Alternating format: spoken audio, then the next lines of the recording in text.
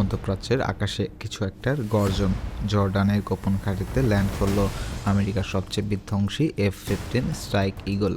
Malacca প্রণালী পার হয়ে পারস্য উপসাগরের দিকে ধেয়ে আসে সমুদ্রের চানক USS আব্রাহাম লিঙ্কন। তবে কি ট্রাম্পের ধৈর্য শেষ? ইরানকে চারপাশ থেকে ঘিরে ফেলার এই আয়োজন কি বড় যুদ্ধের ইঙ্গিত, নাকি তলে তলে অন্য কিছু ঘটছে?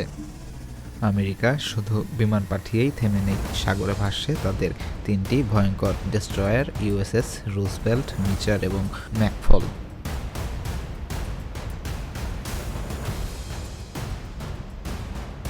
পেন্টাগন নিশ্চিত করেছে মধ্যপ্রাচ্যে বসানো হচ্ছে প্যাট্রিয়ট এবং থার্ড মিসাইল ডিফেন্স সিস্টেম।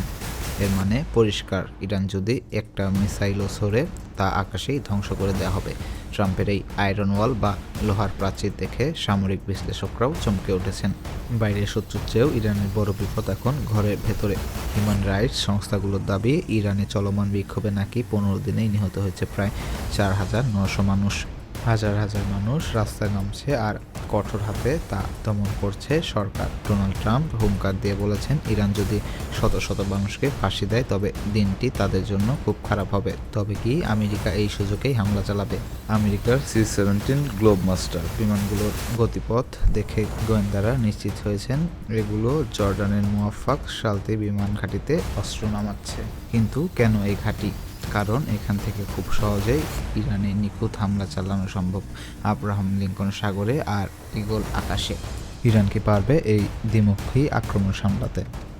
একদিকে গৃহযুদ্ধ, অন্যদিকে আমেরিকার রণতরী। ইরান এখন অস্তিত্ব সংকটে। পরিস্থিতি যেদিকে মোড় নিচ্ছে তাতে কিছু প্রশ্ন থেকে যায়। 2026 সালে কি মধ্যপ্রাচ্যের মানচিত্র বদলে যাবে? আমেরিকা কি সত্যি হামলা করবে? জানতে চোখ রাখুন। কমেন্টে আপনার মতামত দিতে পারেন।